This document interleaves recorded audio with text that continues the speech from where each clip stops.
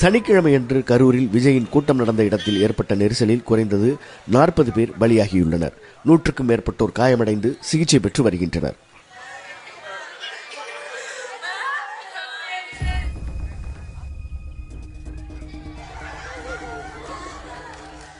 விஜயின் வாகனம் நின்ற இடத்திற்கு சரியாக எதிரில் இருக்கிறது ரேவதியின் வீடு.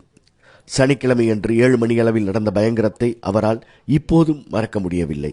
3 மணிலேருந்தே ஜாஸ்தி கூட்ட ஆரம்பிச்சிருச்சு. 7 மணிக்கு அவர் வந்ததுலேருந்து அங்கேருந்தே வரப்பையிலேருந்தே அவர் பின்னாடியிலேருந்தே ஜாஸ்தி கூட்டம் வந்துச்சு. அவர் அங்கே நிறுத்துறனால அந்த பக்கம் இந்த பக்கம் வண்டியில் நிற்கிறவங்களாம் இந்த பக்கம் தள்ள சொல்லனால இந்த பக்கம் தள்ளினால தான் நிறைய இதாயிடுச்சு, கும்பல் ஜாஸ்தி வந்துடுச்சு. ரேவதி குறிப்பிடும் பகுதியில் ஏற்பட்ட நெரிசலில்தான் குழந்தைகள், பெண்கள் உள்ளிட்ட பலர் பலியாகினர். விஜயின் வாகனம் நின்ற பகுதியிலும் நெரிசல் ஏற்பட்டு உயிரிழப்புகள் நிகழ்ந்தன.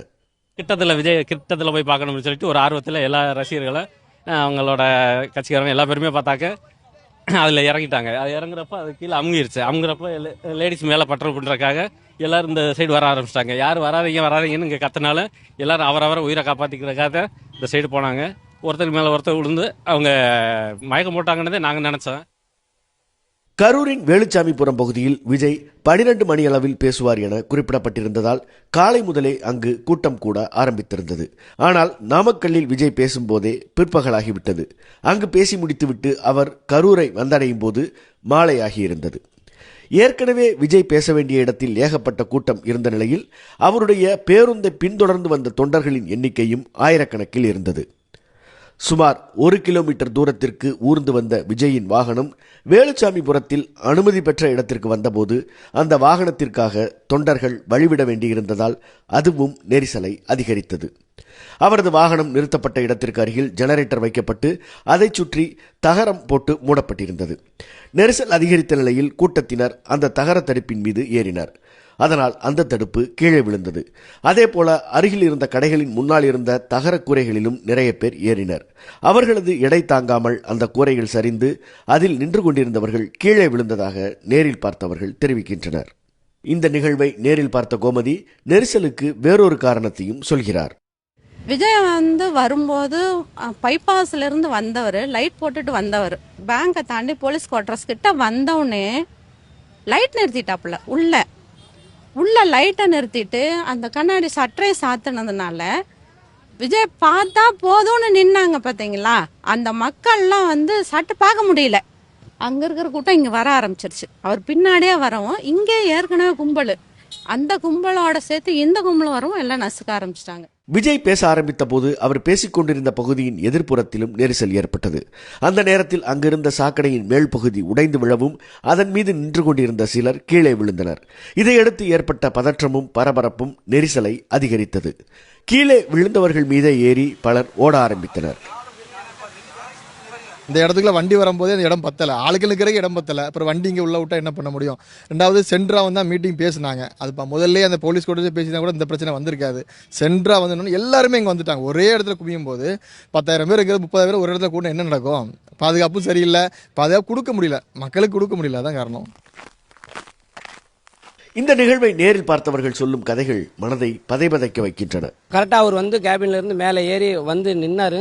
அந்த மேலே ஏறி நின்னோன்னா அந்த மக்கள் எல்லாம் சேர்ந்து அவர் பார்க்குற இதில் டக்குன்னு எல்லாம் மூவ் பண்ணிட்டாங்க. உள்ளே மூவ் பண்ணோன்னா எல்லாம் நெருக்கலாகி குழந்தைங்க, கை குழந்தைங்க, லேடிஸு இதில் அவங்க அப்படியே போட்டு எல்லாம் அமுக்க ஆரம்பிச்சிட்டாங்க. அதுலேருந்து ஒரு 4 லேடிங்க, ஒரு 4 லேடி, ஒரு கை குழந்தை அந்த இடத்துல டெத்துங்க.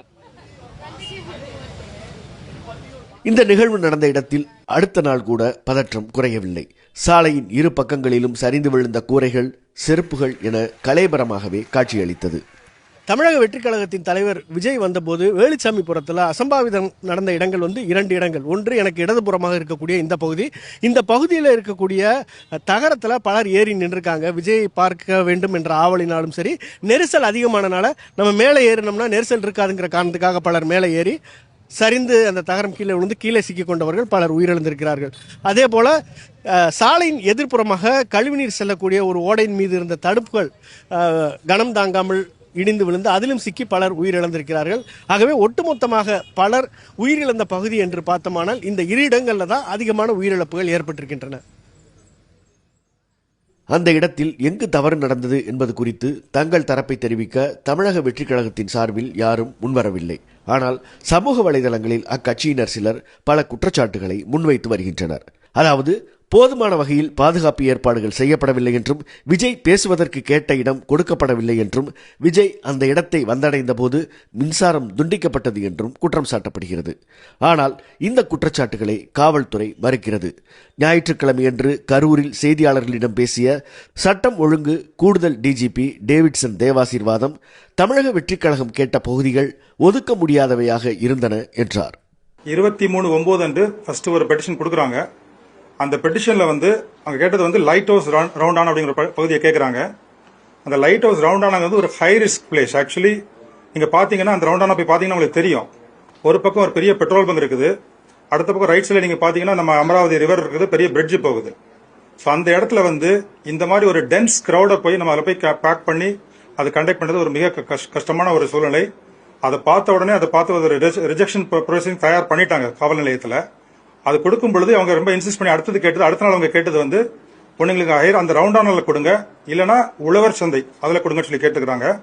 அந்த உழவர் சந்தை மைதானம் அந்த இடமும் கொஞ்சம் குறுகலான இடம். அதுலயும் இது மாதிரி ஒரு டென்ஸ் கிரௌட நம்ம பேக் பண்ணி வச்சு நம்ம கண்டக்ட் பண்ணது மிகவும் கடினம். அதே போல இந்த கூட்டத்திற்கு வழங்கப்பட்ட பாதுகாப்பை பொறுத்தவரை எந்த அளவுக்கு வழங்க வேண்டுமோ அந்த அளவுக்கு வழங்கப்பட்டதாகவும் தெரிவித்தார். மின்சாரம் துண்டிக்கப்பட்டது என்ற குற்றச்சாட்டை பொறுத்தவரை மின்சார வயர்களை ஒட்டியுள்ள மரங்களில் சிலர் ஏறியதால் மின்சாரம் துண்டிக்கப்பட்டதாகவும், அவர்களை காவல்துறை கீழே இறக்கிய பிறகு மின்சாரம் மீண்டும் கொடுக்கப்பட்டதாகவும், இந்த சம்பவங்கள் எல்லாமே விஜய் அந்த பகுதிக்கு வருவதற்கு முன்பே நடந்ததாகவும் மின்வாரிய அதிகாரி ஒருவர் செய்தியாளர் சந்திப்பில் தெரிவித்தார். இந்த நிகழ்வில் உயிரிழந்த 40 பேரில் பெரும்பாலானவர்களின் உடல்கள் அவர்களது உறவினர்களிடம் ஒப்படைக்கப்பட்டுவிட்டன. ஆனால் கரூர் மாநகரத்தால் இந்த துயர நிகழ்வை அவ்வளவு எளிதில் மறக்க முடியாது.